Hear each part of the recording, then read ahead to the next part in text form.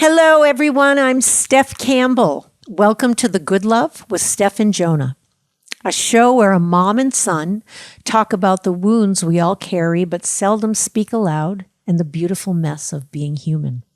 In this week's episode, Jonah and I explore the power of urgency in a world that constantly tells us everything needs our attention right now.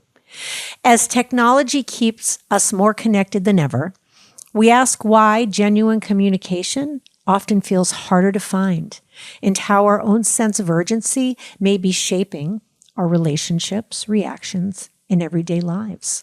Through honest conversations in the lens of our own parent-child relationship, we explore how slowing down, becoming more aware, and healing our communication patterns can transform the way we connect with ourselves and the people around us. Join us for the ride. Let's dive in. Sometimes you gotta fail, taste the ground, and rise again for the good love to come along. Hello, everyone. Hello, everyone. Welcome back to another episode of The Good Love. Welcome back. I'm Jonah. And I'm Steph. And we are yours truly, the dynamic duo of the century, aren't we? Welcome, welcome. How are you doing, Mama? I'm doing well, actually. It's been a hectic day. This beautiful summer day of a Monday. And I've been on the go all day. And I'm doing all right, though. I've got my tea, my wise, loving, well-spoken Virgo mug, and my handsome son to my right. Oh, yeah. What a combo. How are you doing? I'm well. It's another scorcher today. Another heat advisory day here. I don't think it is because it's only in the 80s. I mean, right? Yeah, I think maybe the heat advisory starts later this week. But yeah, it's later this week. It's supposed to be a bastard. A bastard. A fat bastard. Yeah. From, do you know what that's from? Fat Bastard from Austin Powers. Yes. Yeah. Fat bastard. That was my costume in 6th grade. Do I make you horny? Randy, do I make you horny? It was so funny. 6th grade, a little Austin Powers comes walking out of the room. Yep. Oh, it was great. Should I have seen that movie in 6th grade? All right. Who knows? All right. But I did, that's for sure. That was me. That was all me. But yeah, I had seen, I was a big movie watcher as a kid. I loved movies. Remember when Maddie was over and we watched Hancock? and the family gave me such a hard time. Yes, for those of you who don't know, Hancock is a 2007 Will Smith superhero movie. It's a great movie. It's an awesome movie, but he's an alcoholic.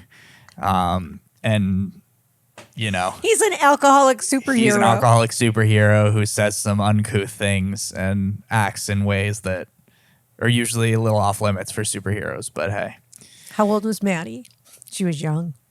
She must have been 6 or 7 because I was probably 9 or 10. No, we watched it over in Lee. You were a freshman in Lee. Oh no, you weren't. Oh no, she was little. Yeah, she was low, but hey, it's a good movie. You should go watch it. I had Hancock. I wasn't a perfect parent. Well, I'm okay with that. I think you did pretty good. Thank you. Me too. Anywho, what did I do this past week? This week, my good friend had surgery on his legs and was left immobilized. So I went to New York where he had his surgery and I picked him up and I brought him back to the Berkshires where I'm originally from and where his mom lives. And that's where Jonah was raised. That's where I was raised. My dad still lives there. I raised him with his dad separately, but out in the Berkshires. Yes. So I was in the Berkshires for a week caring for my friend who is doing his best to get back on his feet. He had compartment syndrome, which is a pretty rare phenomenon that happens where your muscles get like overpressurized and it's extremely painful to use them. And he had that on both of his lower legs. So we wish him a very healthy and speedy recovery. Hopefully he's on his feet again pretty soon. But yeah, I spent the week Nick, we're sending you love. sending you lots of love, Healing Nick. love, Nikolai. But yeah, I spent my week in the Berkshires. I watched a lot of sports. I hung out with my friend, cared for him, made him food, got him what he needed, and And his mom was there too, right? Denise? yes, Denise helped too. His mom Denise was there too. It was a nice week. It was a good, little time back in the Berkshires. Very thoughtful, Jonah, and generous and friend-like. Yeah. Thank you. Yeah. Well, I know he would do the same for me. So Yes. I'm happy that I was able to be there for him. But now I'm happy to be back. I'm happy to be back in Eastern Mass with my mama, ready to talk about our topic of the day. Yes. I have it right here on my iPad. You want to tell them what it is, or? I'll let you. So today we were down to a couple, actually. I had thrown out the idea of talking about communication styles, passive aggressive versus aggressive. And then middle of the road, what a healthy communication style is, or not even that, but, we all get caught in terrible moments, of communication. So, but because Jonah and our lease is going to be up soon here, Jonah will be starting at University of San Diego for his master's in psychology, marriage and family counseling. And he will be moving out there with his girlfriend. I will be also going with him, although I will remain in residence here. I will remain a Massachusetts resident, but I'll be going out for a little while. And we'll see if I end up moving from Massachusetts. Right now I am not. But because I'm going to help him go out there, and because we're giving up our home, essentially, heading out west for a little bit and for a long time, and it's a big flippin' move. Certainly. It's a big move, lots of moving parts. And so Jonah had the idea of talking about urgency and what is urgent and what isn't. And he grew up with an urgent mother. I grew up literally in urgency. My whole childhood was urgency. I've told a little bit about my tale a couple times. And I had to really watch that. But Jonah got injected with it. And he's watched me go unconsciously urgent at times. And through this big ass move, I certainly have been at times going unconsciously urgent, trying to navigate what it is and what it isn't. And so Jonah had mentioned today, and the difference between my son and me that we hope, for those of you listening, we were thinking this would be a good conversation because whether you've grown up with childhood trauma or not, my son did not have an overwhelming amount of childhood trauma. Is that fair to say? Yes. But he watched a mother who had some urgency, and he struggles. That's what you were saying, is that through this move, you've wondered often what's actually urgent and what isn't. Yes. So we thought we would utilize our relationship again in our life experiences. And, especially with the internet, one of the things that I noticed when I was researching this topic,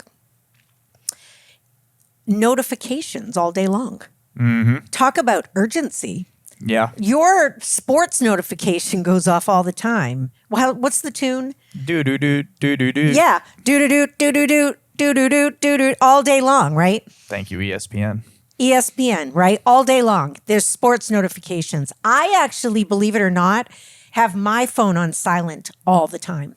I never put my ringer on unless you're traveling. If I know you're driving somewhere, I might sneak peek where you're at. Little espionage. Little sneak peek to make sure you're traveling safely. Mm-hmm. But I do leave my ringer on just in case you need me. If Jonah is living far away, I have my ringer on, or if I'm waiting for an important call, and that's rare. So I don't keep my ringer on. My ringer is always off.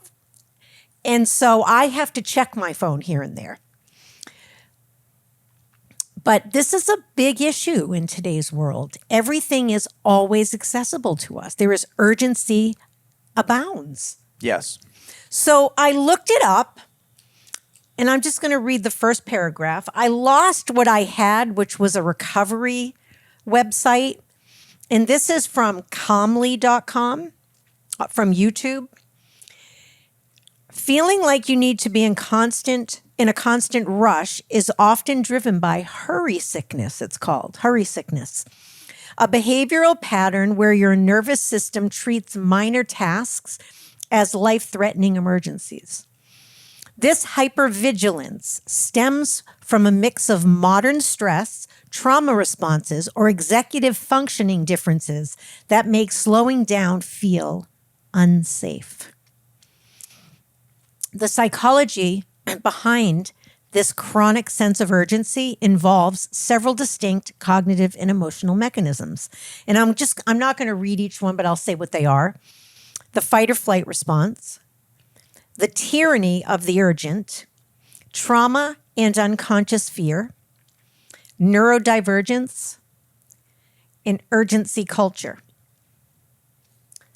And I'm happy to go back to talk about any of those that strike us. But I know for me, it is a practice that I constantly have to watch and put in place. I remember having a session with Dr. Jan about hypervigilance, because I am like, you want me in your foxhole, right? It's true. You Yes. want me in your foxhole. Yeah. And I'm not bragging. That's not a brag. That is just the truth of it. And you want me leading your foxhole, actually. But it is very stressful to live that way all the time. And I had a conversation with Dr. Jan, my therapist, about it once. And I said to her, geez, I'm really learning about the moments that I don't want to be hypervigilant. And she said, Steph, you never want to be hypervigilant. She said, vigilant is okay, but we want to ex-nay. This is not how she said it, but the hypervigilance. And it was the first time I'd ever really gotten or considered that my nervous system was constantly on alert. Yeah. So I'm sure you'll hear more about that from my life experience, but since we're just starting, what are your thoughts? Is there anything you want me to expand on of any of those, or? No, I mean, I feel like I definitely want to hit on a few of those and talk about sort of. Should we just go down the list? Sure. Yeah. So the first one was the fight or flight response. When you want me to read it? Go for it. When you are chronically stressed, your brain overproduces cortisol and adrenaline, putting your nervous system on high alert. Your brain struggles to distinguish between an actual emergency, like a car crash, and an everyday task, like an unread email, creating a false sense of emergency. So I think this would be a good place to start, because we had such vastly different childhoods and parenting. Yes. But we both still have that very human fight or flight response at times. Yeah. Yeah. So go for it. Absolutely. I mean, I think obviously the fight or flight response is something that has been very, it's clearly done its job. It's gotten us here. We have a planet with over 8 billion of us people on it. So it's clearly allowed us to survive for thousands upon thousands of years. And it's an absolutely necessary part of being human. Except that we're not chased by saber-toothed tigers anymore. Right. Well, I mean, hence the fight or flight, and where are we with it? Right. Well, and to be clear, there are certainly people in the world experiencing things that require your fight or flight. There are lots of people in distress. There are mass scale natural disasters. There Yep. are violent crimes. There Yep. are, Yep. there is domestic abuse in households. There are many, many Car situations. accidents. Yeah, there's someone passing Childbirth. out. Yeah, you got to take people to the hospital sometimes. Sometimes you do have to deal with emergencies. And thank God we have the ability to sort of laser in and focus in those times, because a lot of times they do require swift action and the utmost urgency to successfully handle the situation. But that's not the case for 95% of the rest of life. Maybe for some people it is. But, for people who are in stable enough situations, and have a job or are in school or, are living what we would consider to be a day-to-day life. A lot of things are happening to us every day. You're right. Our phone's always buzzing. We're always in communication with other people. We're always driving somewhere or going somewhere. We have lots and lots of things to do. And none of them are usually classified as an emergency. And yet sometimes I know I find myself feeling like I got to get something done. Like it's the end of the world if I don't. And it can be really hard to focus. It can be really hard to contextualize the rest of your life. I know for me in those moments, usually it means kind of like blocking out the noise around everything else going on and like making sure I get this thing done. And even though usually the things might be important, they're certainly not worthy of do or die circumstances.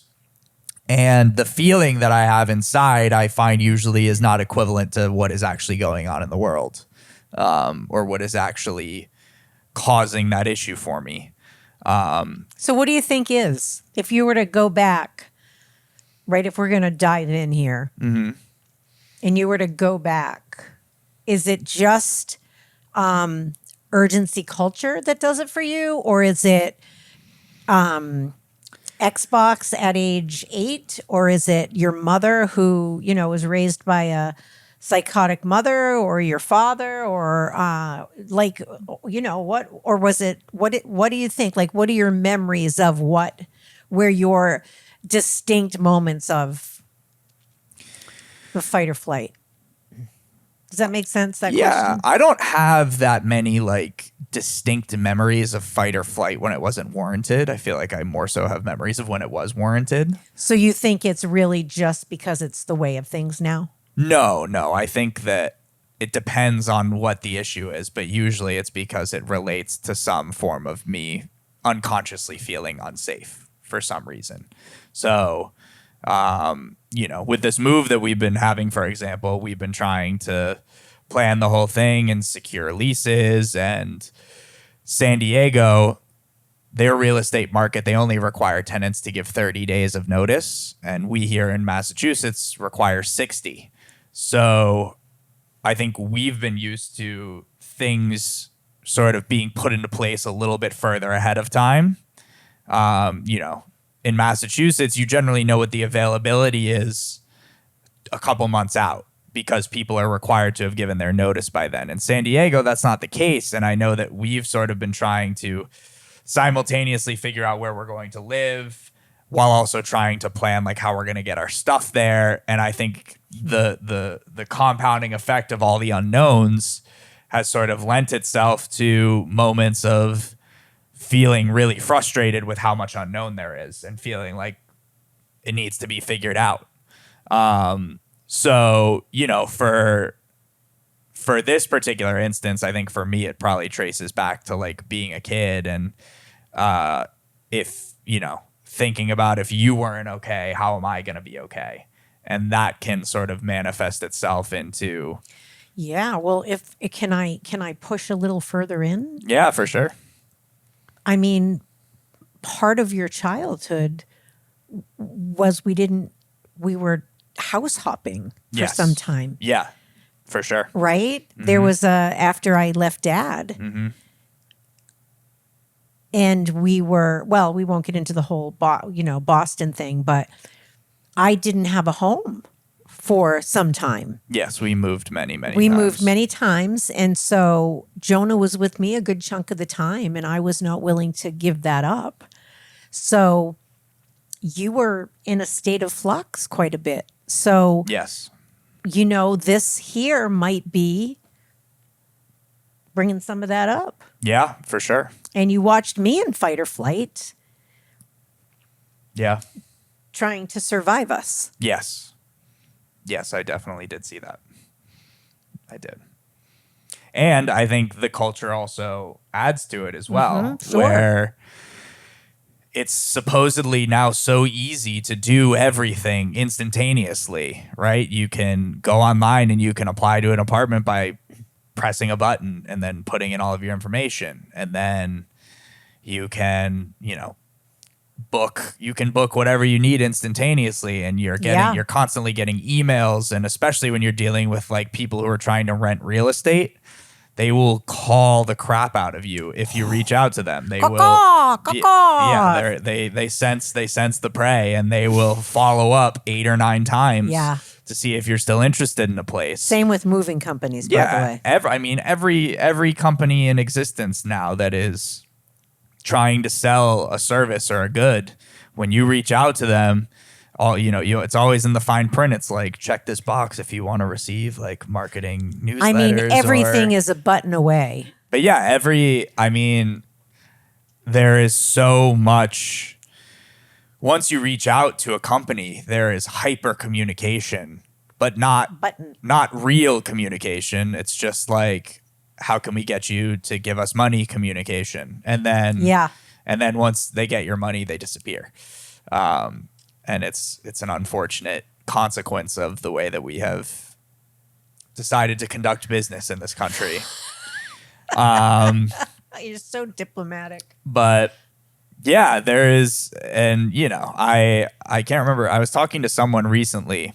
I think it was while I was on my trip in Vermont, and it was actually last weekend when I was in the Cape for the 4th, and like my phone was charging inside, and I was waiting for a call from my friend, and my girlfriend's cousin said to me like, hey, do you have like an Apple Watch? Like if you had an Apple Watch, your phone would be able to charge in the other room and you'd be able to take the call out here. And I was like, I do have an Apple Watch, but I hate it because not only am I now getting a notification in my pocket, but I'm just like, my wrist is lighting up and buzzing, and it's way too much. For sure.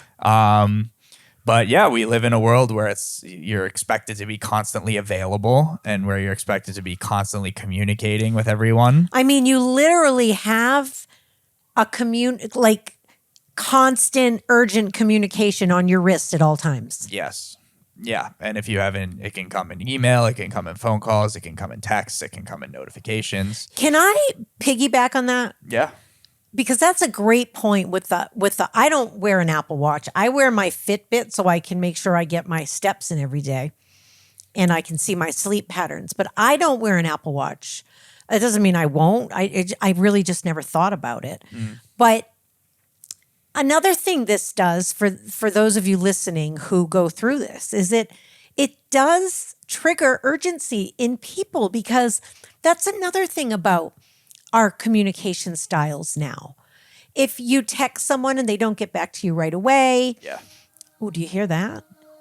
Everyone, we live in Sharon, which is the most docile, siren heavy, docile little town. It's a little docile town, and we have more talk about urgency. We have more sirens and emergencies here. It's true. Although we do live right next to the fire department and the police department, so we get every single one, but it's a lot. But anyways, what was I saying? Oh, so if you happen, depending on your style of, or whatever your wound is, or, your attachment style, it's like if somebody doesn't get back to you right away, are they mad at me? Aren't they mad at me? Why aren't they back to me yet? Like, there's so much to navigate and figure out wearing our lives on our wrists. Yes. So I think this is a super important conversation. Yeah. Urgency. What actually is urgent? And it does bleed into personality styles. Because there really should be the room, since we have texting available to us at every moment, literally, of the day. There should be the room to be able to go, listen, I'm feeling anxious because you haven't gotten back to me. Are you busy? And not have somebody snap at you and go, what the fuck? Yeah. Do you know what I'm saying? Like, if we're gonna continue to up the ante with urgency culture, we need to make room for better communication. That's my stand. We need to really, really work on our communication, because I think I'm not a big fan of humans when it comes to communication styles, not humans in general, but I'm not a big fan. I am an avid communicator. I tend to over communicate. But for those of you out there looking for a communications coach, I'm your girl, because we need to do better. That's why. Yeah. And I think when you say that, I think. Is that fair to say? Yes. I think we are at a point where we are having more communication, but it is not high quality communication. Say more. Well, I mean, we're always getting, there is correspondence from everything in our life. There is, like you said, the ESPN notifications that I get. There is the phone calls that we get, the emails that we get, both important ones and just general marketing emails. If you still have a physical address, which most people do, people still get mail, right? People get texts. People are messaging each other on social media apps. I mean, if I think my phone is indisposed right now, but you can check how many notifications you've received in the last hour. And, I'm sure I average a notification every 5 minutes on my phone. Wow. Maybe 10. Wow. But that's still a lot, but none of it is particularly substantive, right? A notification is a headline, or unless it's football season. Unless it's football season. But, we're at the point where we have the capability to communicate with each other so much more frequently, and if we so desire, more effectively. But that's what I'm a stand for. But I think that there's honestly a little bit of communication fatigue. I don't think so, but say more. I think this is a good conversation. Well, I think for certain people there are. I think there are people who love communication, and I think that there are people who are less inclined to be constantly communicating. And I think there are people who can feel overwhelmed by the amount of take, for example, I have a friend who has a friend who messages them all the time. You have a friend of a friend of a friend. Yes, I'm not going to reveal identities. Of a friend of a friend. But I have a friend who has a friend who's constantly texting them. Really not important things. To the person receiving it. Well, it's important to the person texting it. I got a point. Keep going. It is important to the person texting them, but it's very, it's very oh, the stupidest thing happened to me today, right? Okay. It's play by play of their life. And the one friend hasn't really talked to them about it, but it actually stresses the friend who's receiving it out a lot because it's a lot of communication. And they absolutely need to get together and talk about it. But, it's an example of how some people love the amount of communication that is available and some people don't like it as much. And they both have separate issues relating to the communication. But because of the environment where it's now so readily available, it becomes a much more intense, prevalent thing than in the 90s when you used to have to pick up the phone and call someone. It's a different. The capabilities have changed so much, so it's changed the entire communication environment. Yes. Just for when you're done. Go ahead. I don't think it's changed at all, actually. I don't think it's changed at all from the times of corded phones till now. And I'm going to tell you why. Go ahead. Because whether it was the time of the corded phone, which we'll go back to the 70s and 80s, okay? I mean, Even later, but my day, yes. I'm 35. And 35 going on 35 again. 70s and 80s. Or now, when everything is right there. Mm-hmm. The person, the communicator and the communicatee are still dragging along lineages of communication issues. Yes. So stay with me. The device doesn't matter. Stay with me. I'm going to just let me say my point. In a minute. I know. It's for when you're done. Okay. Phone, cords, or text, in person, whatever. I just said we have to do better. Yes. You've actually, the way you spoke about that, you are actually erring on the side of understanding your friend who was receiving the communications as opposed to the one you actually looked a little biased in that you understood more your friend who's a little annoyed by the other person. You actually sounded a little biased. So I'm not biased. I think they both have. You said, I know you said that, but you also said they want to text them all the time. You were actually speaking out. I think you identify more with the person who is a little stressed out from the communications, but you can defend that in a minute. My point is this. What this is pushing us to do, and yes, it looks like we're just talking about phones right now, but actually we're talking about families. We're talking about whole familial systems, friendships, children and parents. And it sounds like we're talking about phone styles. It doesn't matter if it's a corded phone or an iPhone. What needs to happen is your friend who is stressed needs to say from a very loving place, I really get that you have this need to communicate with me all the time. That stresses me out. Mm-hmm. How can we work this out? Or I'm not going to be available. Or listen, I just want you to know my phone's off some of the day because all that communication stresses me out, right? Yes. Your friend, the person who's constantly in touch, they probably have an abandonment wound the size of Texas, right? Totally. And the person receiving it doesn't have that need. Yes. So my point is, it looks like we're talking about phones, but we're actually talking about healing communication amongst human beings. Yes, we are. I do think that the environment yes, you in the has blue. changed. Was your hand up?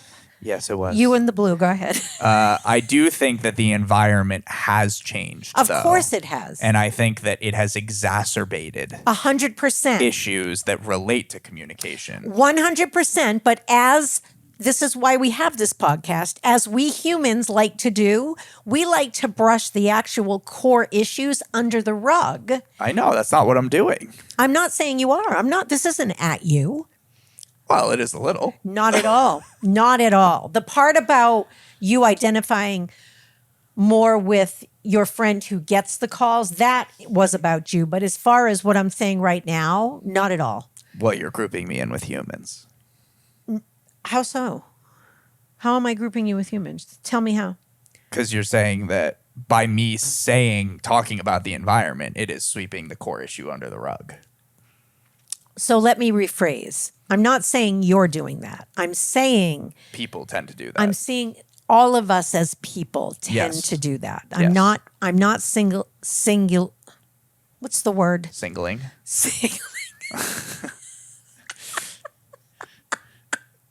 Sing-a-ling-a-ling. Sing-a-ling-ing, sing-a-ling-a-ling. I knew it was going to turn into sing-a-ling. I have so many songs that have gone through my head today. We do have to make a little space for some singing. But I'm not singling you out. I'm not sing-a-ling-a-ling you out. Yes. But I am saying, and I will continue to push this issue home, because those people listening and still with us, they want to learn something here. Yes. Well, this is what we do as humans. Yes, it's gone from corded phones to iPhones. Yes. But we still have a long way to go with communication. Yes, and that is what I mean when I say there is more communication than ever, but it is not of high quality.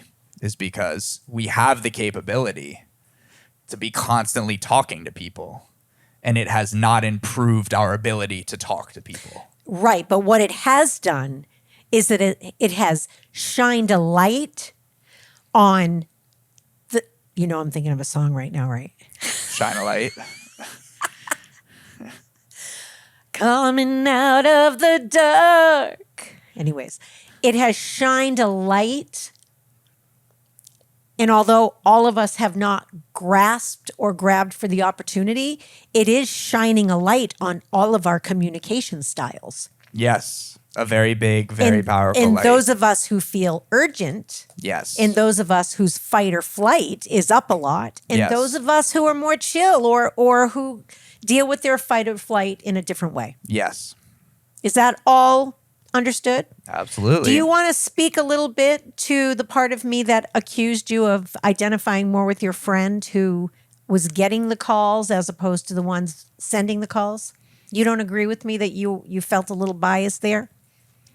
Well, I think that I would imagine you're seeing us in that scenario a little bit. No, that's not Okay. where I'm coming from. No. I'm seeing me at times in that scenario because I write novels to my friends. I get made fun of for it, actually, but I don't text that much. Well, I mean, I'm different because I really don't text at all. I hate texting. I call people. I will text about like a few mundane things, but I have never been the type of person to text my friends or anyone really. Phone calls have just always felt better to me. Landed. And I think that's because Did you hear me? Landed. I think it's because it gives me the time. It gives me a set period of time to say what I need to say, and it allows for immediate like response. I mean, the thing about texting is it leaves so much room for interpretation. Yes. and- Very easy to misinterpret texting. Yes, and that is another area where people's communication styles and communication issues can really shine, is For sure. because one person can say one thing that another person receives as something completely different. And it has nothing to do with the words on the paper and everything to do with how the two parties meant for those words to be received and received those words. There are very different stories going on in both people. Yes. And I guess something that I remember from, I can't remember what class it was. I think it was actually Intro to Psych. Or it was something, we were talking about communication. But, I was always told that the burden of what is being communicated lies on the communicator, the person who is, if your message is not being received as it was intended, it is your job to correct or understand why it was not received that way, and then be open to shifting your message. Because So what if you have a person who, I agree with that, by the way. I'm not arguing that. I actually think accountability in being the communicator is 100% on. yeah, But you are talking to different people. Sometimes people are alcoholics or they're drunk or don't you think also as a communicator, you have to know when to shift the navigation, like navigate differently and be like, you know what, this person is not going to hear me, or this person's drunk right now, or this person is in a psychotic state and thinks they're Jesus. right. I mean, that's the responsibility being on them. Exactly. Yes. But I want to just make that clear. Yes. That doesn't mean I say this for personalities like me. That doesn't mean you shake someone and bang it into their head. You've got to be consciously aware as the communicator of also who you're communicating with and where the limits are. Yes. Would you agree with that? Yes, and not blaming someone for not understanding what you're trying to say. Because Yes. it may make sense to you the way that you are saying it. Like, for example, great example over here. My mom asked me to pass me her charger So before the beginning of the just for show. a little bit of context, and we don't have a cameraman yet, so we can't shift the camera. But for a little bit of context, I have a long iPhone charger that I roll up and stick in the last cushion in the back of the couch in case anybody ever needs it.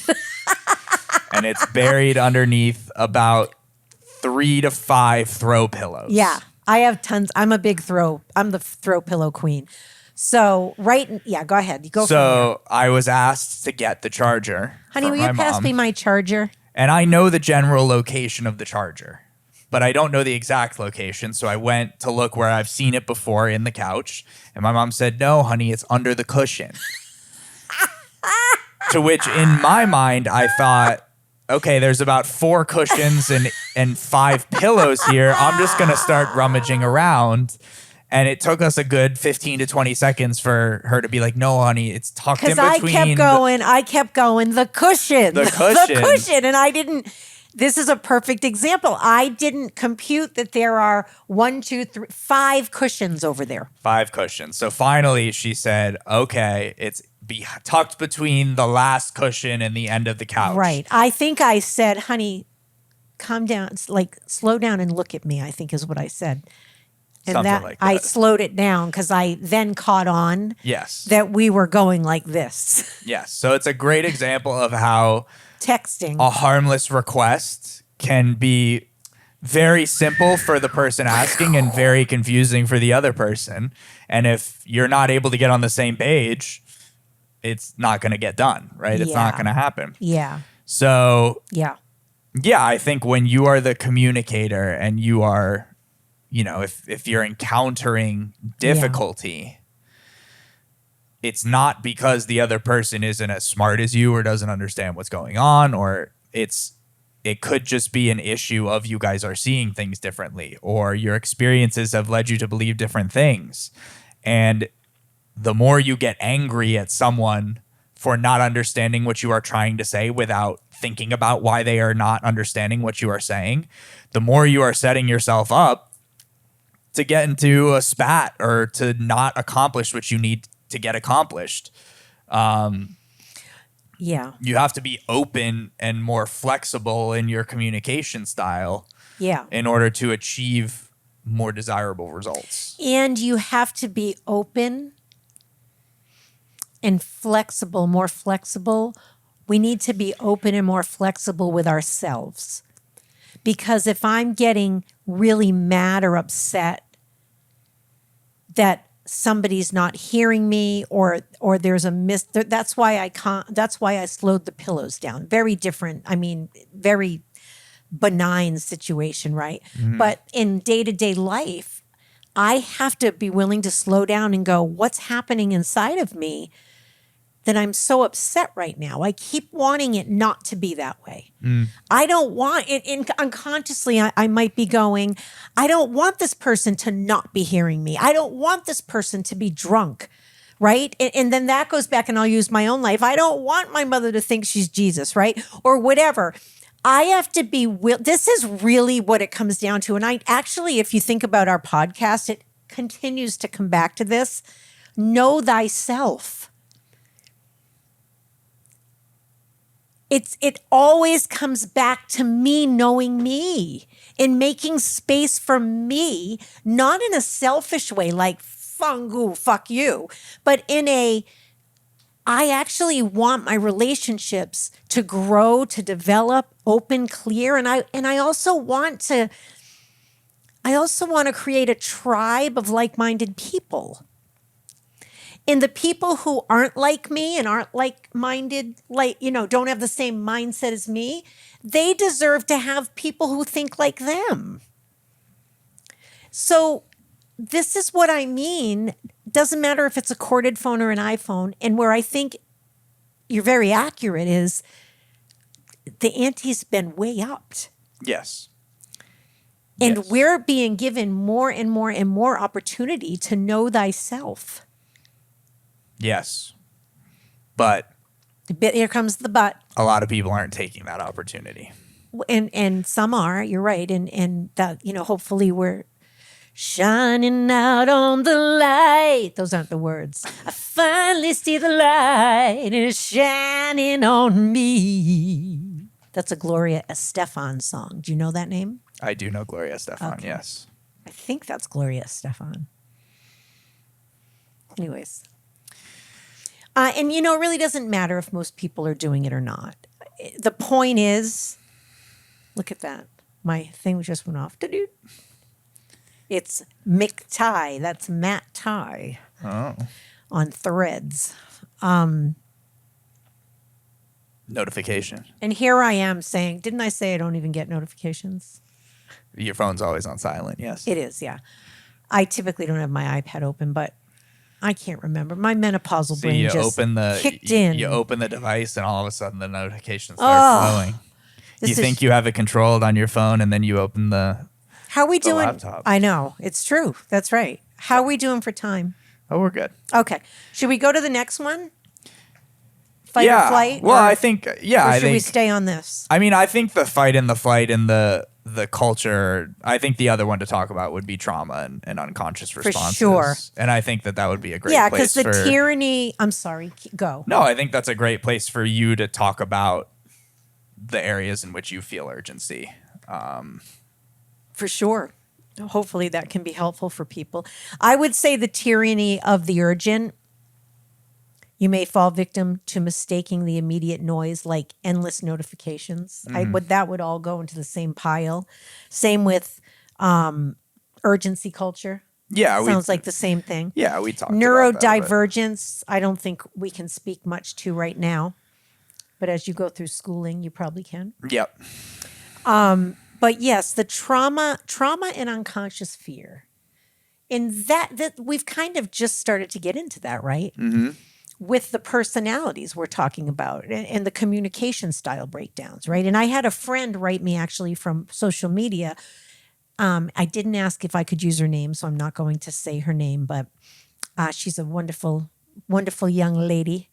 And she has asked me to speak on a little bit. So we'll see if we can weave that in a little bit. But I'll read this.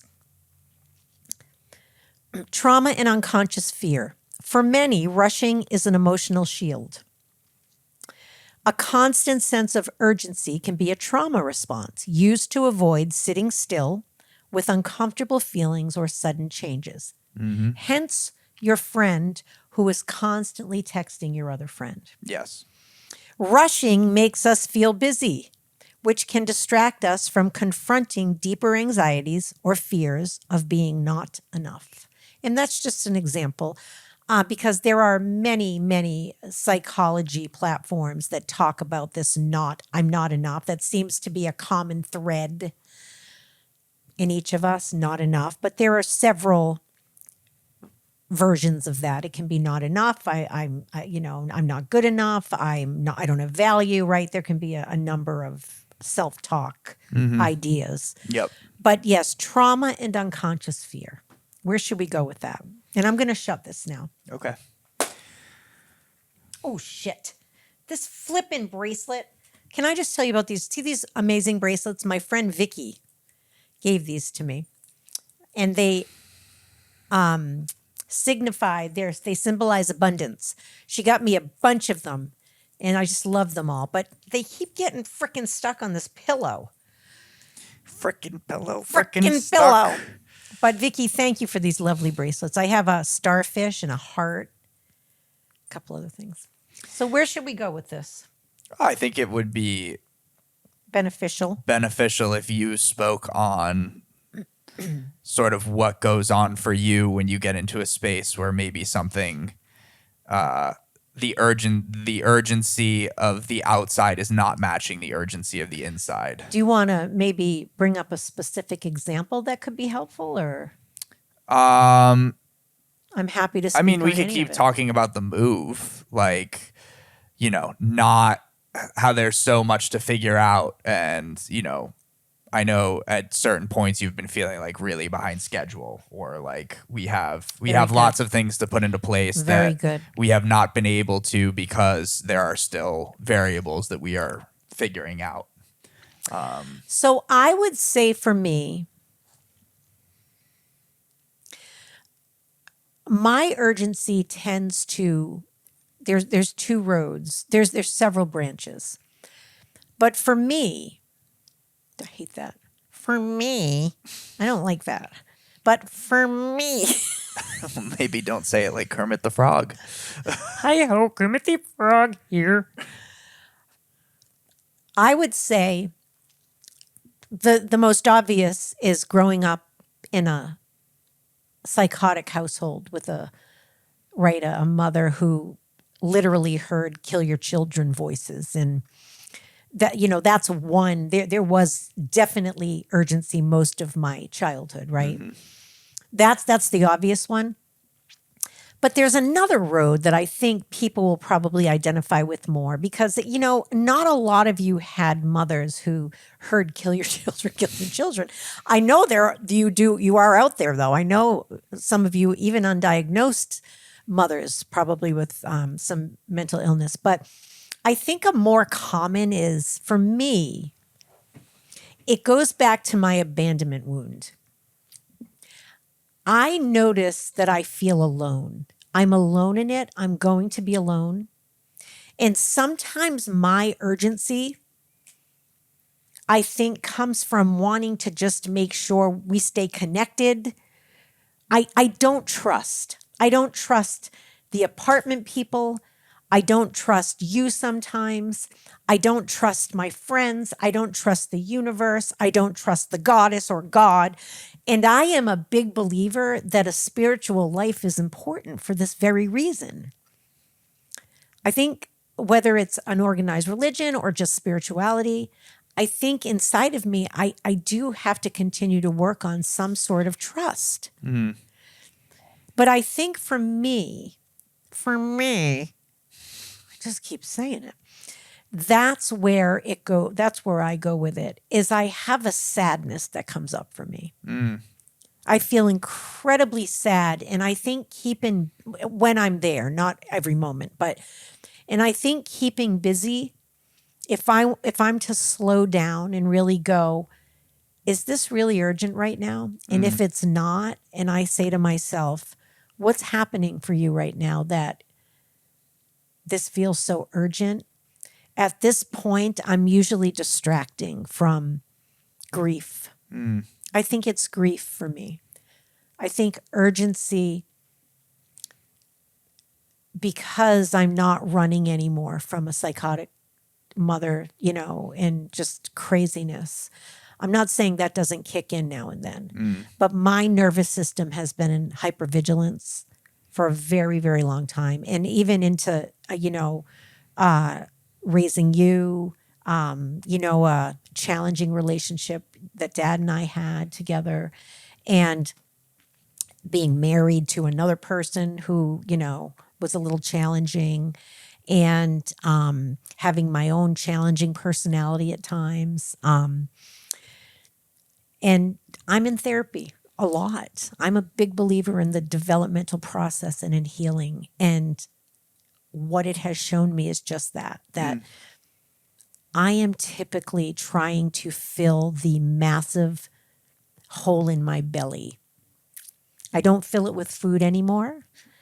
I don't fill it with bad things. But now it's bad thoughts that I have to watch that turn into urgency and turn into distraction. And, sometimes I just pull the car over.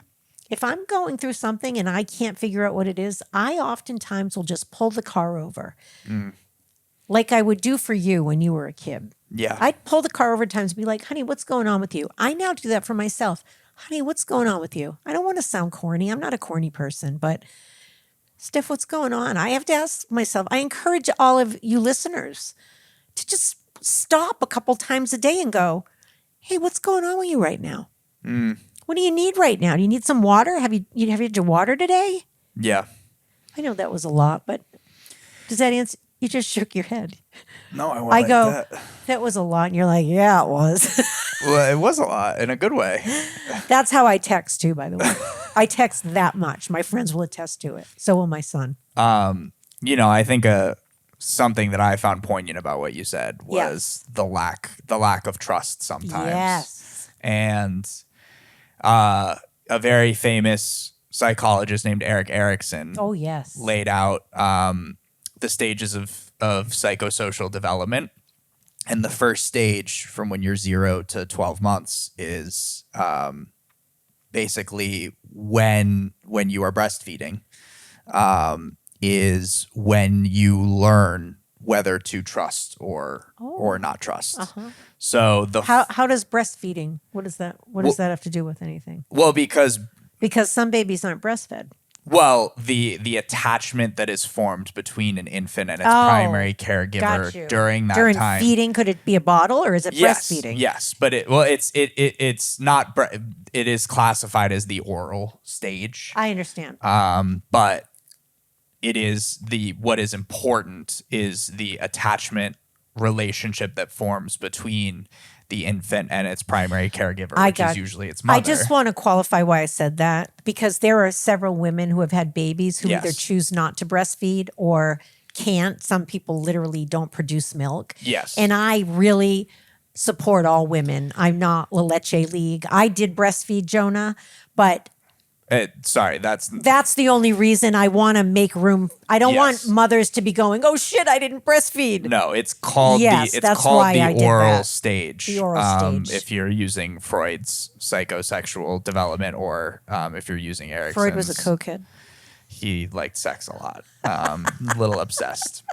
He was brilliant. He was, but he thought all women wanted penises. So, what do my lesbian friends think about that? He thought that all women were suffering from penis envy. But anywho, the first year and the first part of sort of the social development of an infant is you either learn that you can trust people in the world or you learn that you can't. And that is based on whether or not you get what you need. Be that food, be that cuddling, be that calming when you are lashing out and feeling emotional as a child. Yeah. So it makes sense that you lack trust in a lot of things because you had a very turbulent relationship with your mom. Yes, I did. And I had very little trust. Yeah. With my mother. And trust is something that, God rest her soul, in order to sort of make peace with the world, is necessary because so much is out of our control. I do want to say that with Nani, the well moments did matter. Of course. My mother, I've said this before, my mother, who was a beautiful, funny, loving person when she was well, she just wasn't well that much. She had a horrible, horrible illness. She was inflicted with a horrible illness and mental illness. But the moment, she wasn't a narcissist. She did not have a narcissistic wound. She was not a narcissist. And she did not inflict narcissistic wounds. She was 100% bona fide mentally ill and with schizoaffective disorder. And there were windows when she was well. And those windows made a difference. And that is incredibly important to say out loud, because it would be very easy to just clump it into a category and be like, oh, everything was, there was a lot that wasn't okay. But we say this all the time on this podcast. It's never too late to start and get help now.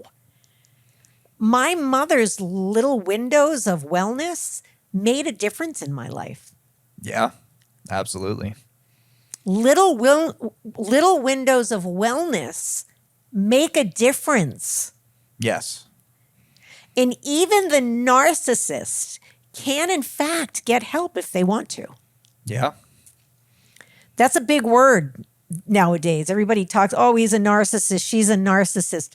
Most people aren't. That is not like, that term is used more than codependency was when Melody Beattie first wrote a book about it in the 80s or whenever it was. Mm-hmm. Yeah. Yeah. Yeah. But yes, trust. Yeah. I don't trust very well. And that is usually the urgency. Like I've got to do it. I've got to get it done. I'm going to be alone. Yes. If I don't do it, I like it. I am in no way a pilot, but I want to I want to fly the plane. I want to be in the pilot seat, and I will crash the plane if I'm there because I am in no way a pilot. But yes. Right. If you don't do it, who will? That's right. That's right. If I don't do it, who will? And I'm sure many of you identify with that. Certainly.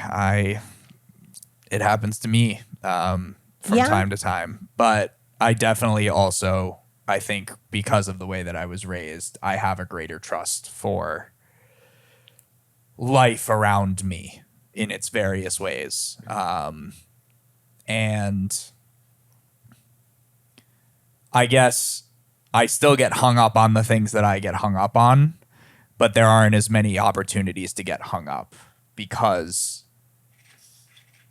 I guess that I just feel like if something needs to happen, I trust that it will happen by my hand or by the hand of someone else. You are good at that, Jonah. With time. You're good And at that just because something hasn't happened yet doesn't mean it's not going to happen. And I don't necessarily know how it's going to happen, but I guess I can contextualize it and look at my track record and look at the track record of things that have happened around me. Yeah. To know that Yeah. I can trust the trend. Yeah. That, I've very thankfully, I've graduated high school, I've graduated college, I've traveled, I've had a lot of really great successes, and thankfully I can allow that to help me believe that I can be successful again in the future. Amen. Which not everyone has had those opportunities to succeed in the way that I have. And that can make it a lot harder to trust life. It can, but it can be done. And it can be done. And it can help a lot with those feelings, because what feelings? What do you mean? the feelings of urgency. And Oh, yes. no one wants to feel urgency when things aren't urgent. It's an awful feeling. It's an awful feeling. It's an awful feeling. And it affects your health. It affects your, Yeah. actually one of the, I won't be able to recall it, but they did, in the search I did talk about the effects that, like cortisol. yes, has on heart disease and high blood pressure. And that's not a fear-based statement I'm making. I don't think anybody should live from, oh my God, I'm going to get, sick. But no, you have good reason to take good care of yourself and get some support if you need it around not feeling urgent. And even if our podcast today just helps you to go, oh my goodness, I never realized it, but I feel urgent a lot. Yeah. Well, good for you. That's a great first step, Yeah. Yeah. Awareness is half the 50% battle. of the game. That's right. That's right. Half the battle. Are we over the hour? Yep. Well, I guess I want to show everyone my nails. Cameraman, can you do a close-up? Oh, we don't have a cameraman. And Shit. for all of you listening and not watching, Shit. Sorry, Adam. she's got I had my green- nails done today. They look very nice. They're very beautiful. She's spent many, many months without nail polish on. So I do. I've decided that January, for you ladies out there, through April, the end of April, I now take a break on my nails all through the winter. Although that's about to change. Winters. it's true. I do want to say one last thing. Breastfeeding is often a taboo subject. I loved breastfeeding you. I have no shame in saying this. And it's for those of you moms who chose not to do it or couldn't, that's fine too. But, you see women hiding their boobs. Well, breastfeed away, ladies. I loved breastfeeding my son. it was an incredibly bonding time. And it was personal bonding attachment time for us. And I think women should take deep pride in those moments and that we should help them. If you see a woman in public breastfeeding, don't stare and just bless them, walk by. And those of you who feed your babies with the bottle, that too can be very bonding time. Just stare them in the eye. Look at the little guy or girl and stare him in the eye while you feed them. Stare him in the eye. Stare him in Stare them in the eye. Stare him in the eye. Must make eye contact. Say, I am your father. Or your mother, not your father. Hopefully fathers aren't breastfeeding. But they are bottle feeding. Yeah. All right. Well, anywho. That's bring it on down to Breastfeedingville. Bring it on down to Freudianville. Bring it on down to Ericksonville. A lot of vills we go to. Bring it on podcast. down to the Good Loveville. Shameless plug. I'm on Spotify and Apple Music. Yes. Forgiven. She is. That's the name of my album, Forgiven. We are on Spotify and Apple Music, our podcast. And YouTube. And I have a book, Stuffing Myself Silly, the story of a food junkie, out on Amazon. So if you guys like what you heard, subscribe. Yes. And, we'll keep with us. Yeah, we'll be coming out with another one next week. So thank you all. We love you. Love coming your way. Love. Thank you guys for Thanks listening. for joining. This has been The Good Love with Steph and Jonah. We'll see you guys next week. Mwah.